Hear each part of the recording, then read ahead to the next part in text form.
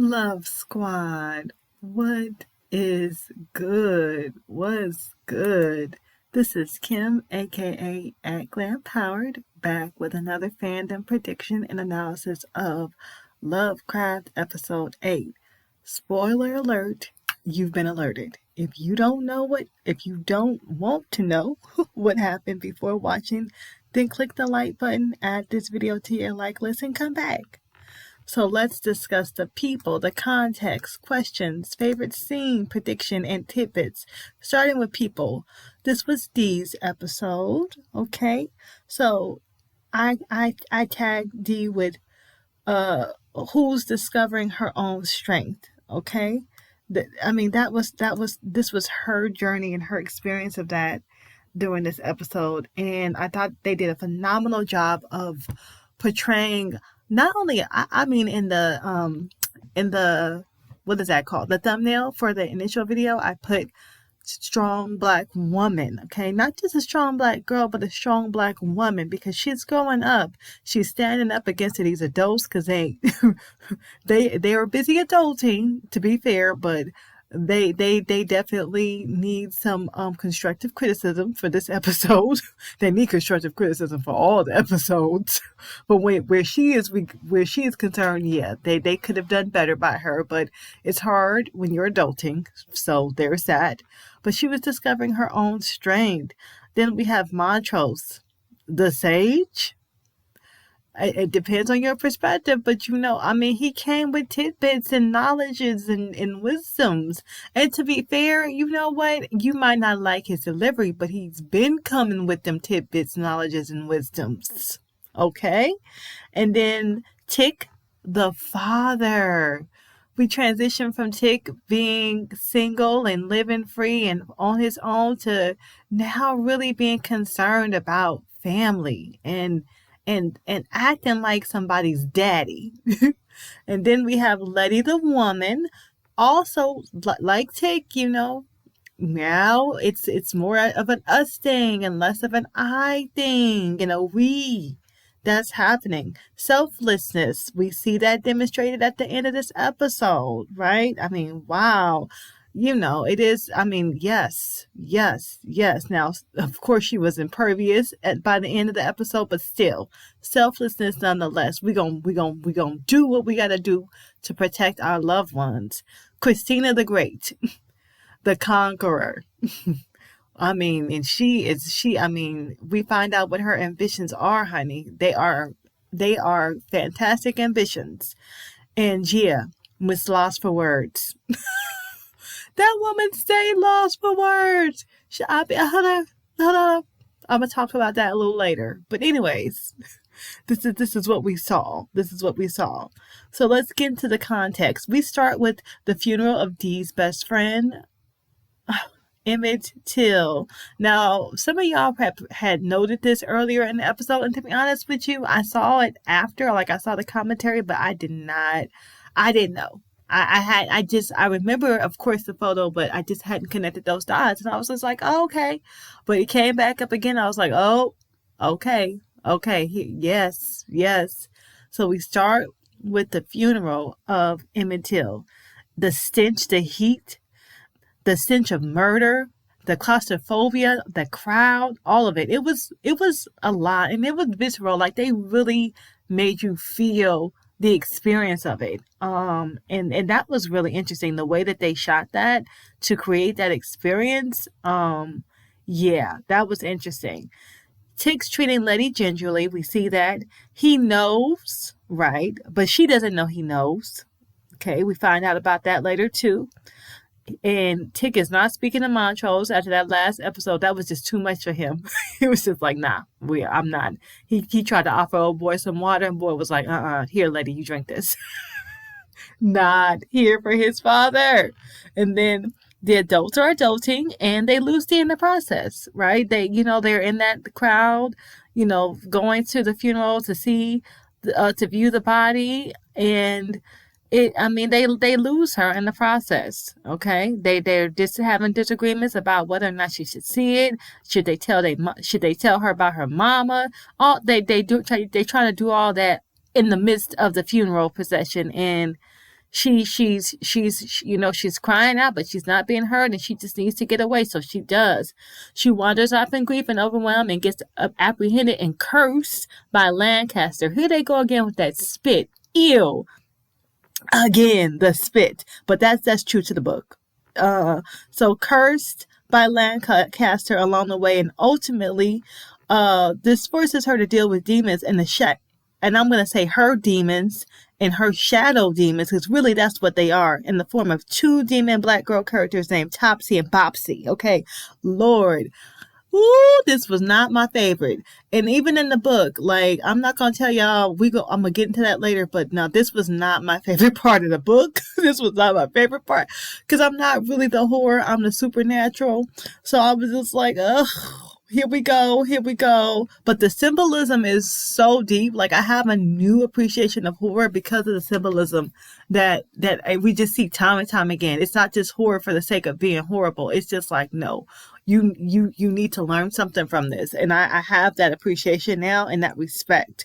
So we see that, and we see these characters. I can't say the word. Caricatures. I can't say the word right now. My mouth will just not let me. I'm not even gonna try again. Y'all know what I'm trying to say. Of black girls, right? And it can't. It's just like, that's what they are, and the symbolism behind what they are and what they represent. Topsy and Bopsy. Then we have Gia, who pops up out of nowhere at Letty's house on the day of Emmett Till's funeral, of all the days to pull this. Okay, Tick was very mean to Gia. Damn. He was mean.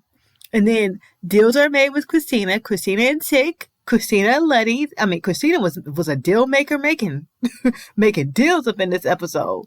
We find out that Christina plans on accomplishing immortality by the autumnal equinox, which is in 5 Lovecraft days. And then Ruby and Quilliam have an Emmy Award women love scene, and they better get the special effects, all the Emmys. I said this before, they better get all the Emmys, all of them.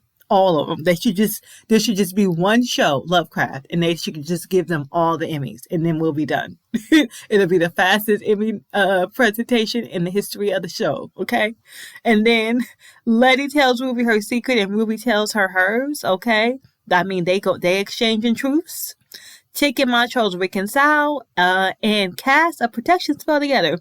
And we found out that Tick meets his son in the wormhole, and there is this mysterious bionic armed woman who gives Tick Lovecraft Country, which I suspect we're gonna meet this woman again. And I'm wondering if it's Hippolyta. I'm wondering if that was her. Anyways, and nobody's told Dee where her mama is. I mean, in the midst of all that, they still lying to the girl, which is why she was mad. You lie. She know you lie. And it's a lot. It's a lot. So, concepts. What's the actual horror Dee is encountering? The reality of being black in America for the first time. You have to remember, she's a little girl and she's becoming a teenager, an adult, and she's starting to realize stuff, right? Like, what is that like? And let me tell you, it's effed up when you finally realize that, oh, this is this, and I am this within this context. She's putting these parts and pieces together in this episode. And then we have adults adulting while trying to guide and protect the next generation. And they're not, I hate to say people shouldn't have kids, have kids, but damn, it's tough when you going through stuff and you having babies, because they're gonna be going through stuff with you, and that is what it is. Okay, secrets being revealed, secrets being discussed. We get all kinds of secrets. Community, thousands and thousands of people came out for Emmett Till's funeral, right? And we see that in this episode, that depiction in this episode. Grief. Dee, she breaks. How could she not break? Okay, daddy's dead, best friend's dead, mama's gone. Okay, and then you come and find out magic is real. What? Grief. And also just realizing for the first time that, this is what happens to black people in this country. Grief. It's a lot. It's heavy stuff. Heavy stuff. And then you got to be dealing with your shadow demons. Grief. It was a lot. I wanted to bring up Nightmare on Elm Street. Possibly the scariest movie I ever saw as a child, okay? My babysitter was into horror. And it's crazy. I was such an ungrounded, unconscious child. I didn't know what was happening around me. It was all kind of stuff happening. She was a horror fan. I mean, we watched all the horror stuff, and I didn't even think about it until now. I was just like, oh yeah, she loved horror. And I will never forget those damn girls jumping rope outside. We saw that in this episode, okay? Oh my God, I can still hear that scary music in my head. Not my favorite memory. Okay? Black girls not being protected. We see that demonstrated in this episode. How? Because people ask, how can all these black girls go missing? How? This is how it happens. Y'all seeing it in real time. Because black adults are dealing with other stuff that they have to deal with in this country. It's difficult. It's so hard. Black girls not being protected. Agency. Okay, black girls becoming angry black women. And I want to say this concept of reasonable anger. We see that demonstrated again in this episode a couple times. But this was Dee's first time really expressing that. And I was so proud of her. It takes a lot to stand up to crusty adults. It takes a lot. Some of us don't stand up to crusty adults until we are adults. It takes a lot. But you know what? It's got to be done. It's got to be done. So I was very happy to see that. Liberation from expectations, limitations, and norms. Dee and her mom in the last episode, Hippolyta. Dee's not going to be the nice, little girl who doesn't spit on police and doesn't cuss at adults. She's letting them know, I'm not here for it. And I'm not here for these demons chasing me either. Okay, Hippolyta did the same thing in the last episode. I'm done with, being the housewife and all this stuff, right? So we see liberation. We see the shadow. Okay, you got to deal with it. It's there. Just because you act like it don't exist don't mean it ain't there. It is there, and you got to deal with it, honey. Deal with it. Okay? Imagine if Dee's aura was clear. She wouldn't have to be dealing with all this stuff. Okay? It wouldn't have no effect on her. You can't curse. This goes back to resonance. If she wasn't resonating with all that anger and grief and all that wouldn't have came up. It wouldn't have worked. The spell wouldn't have worked. Okay? So we're dealing with that. And then we have healing. And I want to talk about that too, because as crazy as it is to think that getting cursed is healing, it is. Because what is curse breaking? It's released. It's healing. And she's addressing those issues. She never said those things. She's exercising her throat chakra by cursing people and throwing rocks at people. She's getting some stuff out that she needs to. So she is healing. Okay, Dee's healing her shadow, and Hippolyta healed her consciousness. She experienced a consciousness expansion in the last episode. So both are gaining a new understanding of what's possible for them, and how they can be and how they can interact and be in this world. And that is so important. And then we see aloneness. Dee is so alone in this episode, okay? She needed to be alone, but then also she was actually alone and left to her own devices as well. So it's different types of aloneness happening here. Not having a moment to be black in peace. Oh my God. We saw this 2 times. I was so irked. Let me say it again, because I know some people didn't hear me and some people don't understand what I'm talking about. Not having a moment to be black in peace. Black people, you know what I'm talking about. Ruby talked about it. The interruption, okay? She's coming from the funeral of the ages, okay? Trying to open up the gate, and one of the nosy, nasty neighbors just comes and argue the maid, interrupts her. Can I be black in peace for a moment? No. Same thing with Diana and the cops. She's walking, grieving. Next thing you know, we roll up. Are you Diana Freeman? And she stopped. You could see she closed her eyes and she took a moment to breathe, because she was just like, okay, now I got to deal with this foolishness. This is not the time. I don't want to deal with it. You can't, it's just like, it's something about it. It's something about it. Like, they really did a good job with that, because that irks me. And I recognize that. Okay, then we have this feeling of being trapped. Diana was trapped. She was feeling trapped.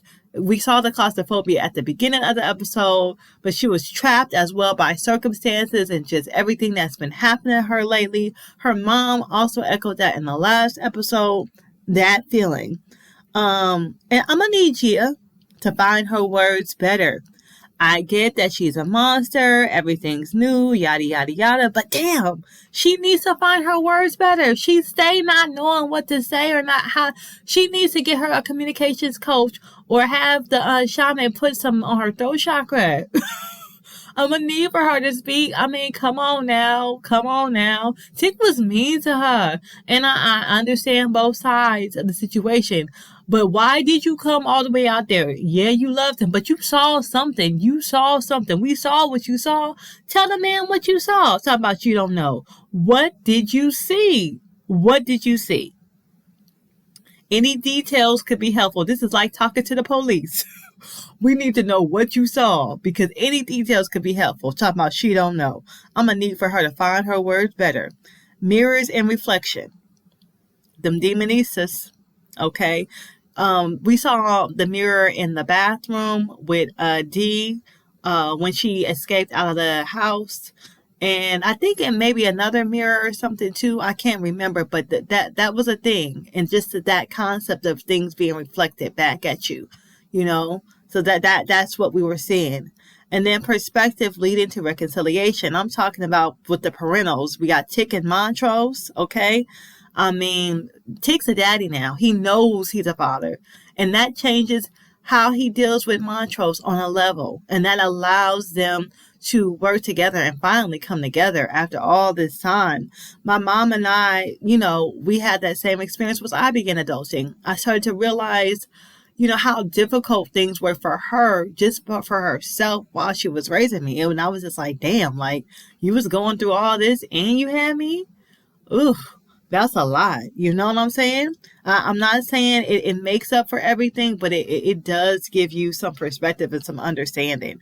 And that could be very powerful. All right. And then familial love. You know what?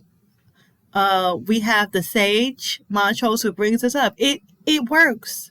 It really, really does. It works. And I'm not saying it works for everybody, but it works for most of us. It really does. And I ain't saying it's functional. I'm not even going to put labels on what it is. I'm just saying that it works. Period. Tick's dog tags out. Listen, that last scene, when Tick's dog tags was out, they did that on purpose. The boy is clearly a veteran. Dog tags out for the world to see, and the cops still fired at him. Were going to kill him had he not been saved by the spell that he cast with Montrose. Are you kidding me? That just irked me, okay? That UAS mentality, I don't care what you did, I'm going to shoot you anyway, even though you didn't do nothing but walk up the street to see what was going on in your house. And y'all shooting up my house? I had a problem with that. They did that on purpose. Strength isn't about winning. This is the last concept. Strength isn't about winning. It's about how you perform when your back's against the wall. Dee demonstrates that. She didn't necessarily win.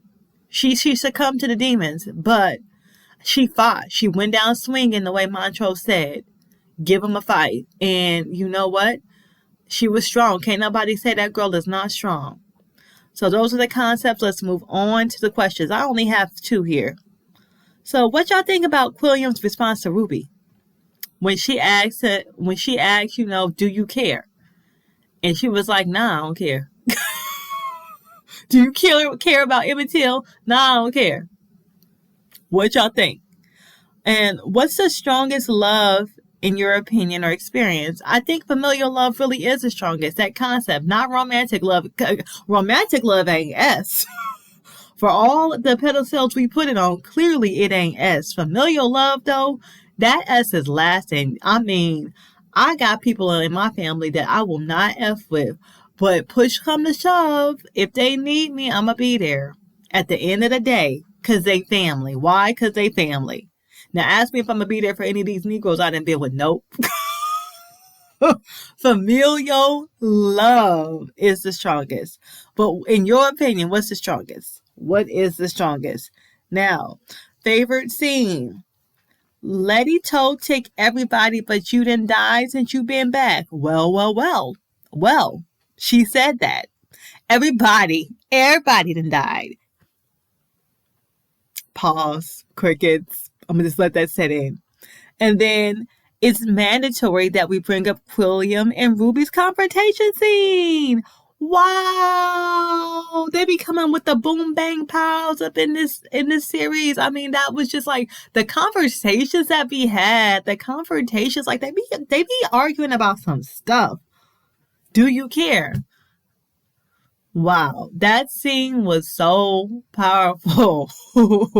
It was just like, I mean, nobody was wrong. Nobody on either side was wrong, in my opinion. Once again, what do y'all think? And then Montrose and Familiar Love being the strongest when he was on the sidewalk, sipping his liquor with Tig having a moment, I mean, he said it, me and your mama, it wasn't romantic, but we needed each other and we wanted a family. And I think that that's some powerful essence. I've actually seen that. I've actually seen an arrangement like that in my personal life. There's a couple that I know. I'm not going to put their business on blast like that, but that was the decision that they made. And you know what? It worked for them. And I cannot shake my head at it. I can't. I mean, it does work. It works. It really does. Soulmates come in different forms and varieties. And that couple, they were a strong couple. Not necessarily in the way that, we think storybook, but definitely strong. And stronger than a lot of these divorcing ass couples we see. For real. All right. My favorite scene, I have two actually. The first one was the F U pig scene when Dee spit on the cop. I was here for it. I mean, Dee was coming for. She was coming for everybody, all the people and all the things. Because some of the we didn't just see people in this episode. There were things coming after her too. Things. Okay? When Dee bopped the demon upside the head with that pipe one good time, that was funny. I know that child was a child, that's somebody's child in real life, but I laughed. She went bop. Come for what? I'm going to bop you upside your head. And that's exactly what she did. She bopped that child upside her head, her little demon head. That was funny. I laughed. Oh, I laughed. All right. That was good. All right. Let's get into the predictions. Okay. So Gia knows something. But she doesn't know what she knows. This is a part of the problem. Like, I know she knows something. And in the little flash that we saw a piece of the flash, but she knows something. Okay? But she don't know what she know. And I told y'all earlier, that Dee is an empath. I still believe that. And children often are empaths, okay? They often are. Will she come back from the in-between with some insight and abilities? Will she know something? We gonna find out. Okay, she's going through something much like what Letty went through earlier in this season, where, I mean, once you go to the in-between or the betwixt and the between, wherever it is that you land, you don't come back the same. Whether you know it or not, you don't come back the same. And she was changing before she went to that coma. So, yeah. And then Tick giving Christina the key to the time machine will double backfire. It's going to backfire on him, and then later it will backfire on Christina. This is my prediction. How can I explain this to you guys? Like, we see in the previews that they're going to get the time machine to work again. They going to a different dimension. So they're going to get it to work. But I just feel like she going to come in at the end and try to lock them in or do something's going to happen with the time machine. But then she going to need them, and then they going to need her, and she going to need them, and something is going to fall apart because of that time machine. That's what I'm trying to say. So that's one of my predictions. And then they don't show us things without them having significance, right? So Carlisa Braithwaite will make an appearance in an upcoming episode. We saw her name on the tomb in the what is that called? The mausoleum where Christina met Tick to do the deal, right? There was a lot of bodies around there buried, but they showed her name. I think that that's significant, and that will come back up later. Okay. Immortality is not what Christina thinks it is. I promise you it is not. She said this episode that her goal was immortality. That's going to backfire on her. Just same way her daddy's spell backfired on him.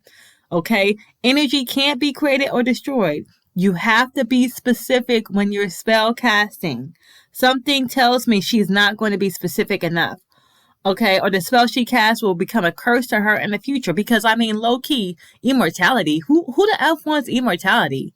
She don't that in itself, if she actually gets it, it would become a curse. Who wants to live forever on this planet with this rotten? No. Trust me, that's what she thinks she wants, but that's not what she actually wants, and that's gonna backfire on her. Okay, and then Christina told Letty the mark of Cain could be used to heal someone. That's going to come in handy as well. Okay, will Letty heal Tick when the time comes? We'll see.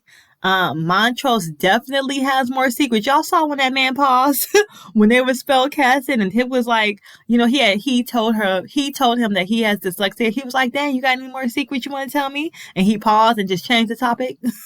Yeah, there's something about magic, I believe, that he did not mention to Tick because he had the bylaws and he learned them. He didn't forget that stuff. There was something he didn't say to him, something he did not tell him, and I believe that that's gonna come back as well. All right, let's get into these tidbits, okay? These little extra nuggets of juiciness and juice from the lemon, okay? So first, what Christina said is true. An incantation isn't a spell, okay? To cast a spell, you need intention, energy, and a body, or it really could be an object. It could be a photograph, a picture, a gemstone, okay? The meaning and vibration of said objects influences what manifests, okay? So, for example, I'm thinking about one of the most popular crystals, which is the rose quartz crystal that's used for love, right? I'm thinking about my rose quartz magic that I have had, honey. That thing works, but it gets more complicated than that. You can use something like a crystal to attract love and put the intention on there and energize it. I energize using Reiki. But it's going to energize according to your resonance. So you might attract love, but you might attract somebody that's got issues because you haven't cleared your issues, for example. Okay. So that's a little thing about magic. You really want to be aligned. And she talked about perfect alignment too. I'm not going to use the word perfect, but I'm going to use the word ideal because that's more realistic. And persistency may be needed. Okay. We see that when the spell didn't appear to have worked at first, when Tick and Montrose cast it, they thought it didn't work. Sometimes it be like that. You gotta wait. And then maybe you'll cast a spell and it'll come out and it'll be close, but then you're like, nah, this ain't exactly it. So you gotta do it again. You gotta tweak it. It really is a science. So there's that aspect of it. And this show has done a really good job of kind of demonstrating that in different ways. So I want to touch on that for you magicians and prospective magicians out there. Like, yeah, what she said is true. Okay, now, I also wanted to say activating a summoning spell can require resonating with the need of what it is you're summoning, okay? We see that when Tick really needs protection. He cast a protection spell, but it was a summoning spell, okay? It only took effect when he really needed the protection, okay? The shotguns don't show up until it's time. The universe tends to work like this as well. Ask, receive, but when it's time. Time could be right then and there. It could be later on. And you'll be like, oh yeah, I'm glad this came at this time instead of this time because I actually needed it then, okay?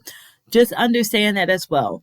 And I wanted to touch on Christianity and magic, okay? Did you see all those candles in the church scene? I love Catholics. Feel how you feel about the church and its flaws. I love Catholics. They are magicians. They don't know they're magicians, But oh, they are so ritualistic, and the rituals are so beautiful and so pagan. The rituals are pagan, okay? Paganism predates the church. And the candles. Oh my God. Y'all, I'm working on an altar in my house right now. And I'm getting candles and adding them to them. So here's the thing. The candles are not just for ambiance, okay? There's an actual angel that takes the smoke from the candles and carries your blessings to the heavens. Candles are like a signal booster. So if you pray, light a candle, it'll reach higher. You'll get results faster. It'll strengthen the resonancy of your prayer. It is energy work. And the more candles you light it up like that church. It was so beautiful. But Letty's prayers gonna reach. Because there was enough energy there for that to happen. You know, we think about the elements, earth, wind, fire, water, air, right? I mean, all of these elements, that fire is very, very powerful. And it works in different ways. So that's it, your little witchy tidbits from your resident witch herself. I hope that you enjoyed this episode. Like, I mean, oh my God, I want to know what y'all got to say about Quilliam and Ruby thing. That's what I want to know. Did y'all, whose side are you on? Whose side are you on? Let me know in the comment. Like this video, subscribe, share the video. You know, I mean, we talked about some things in this episode that I think are worth discussing. Okay. Follow me on Instagram. It's @GlamPowered. Thank you so much. I will see you guys in the next video. It has been such a blast. Stay blessed and not stressed.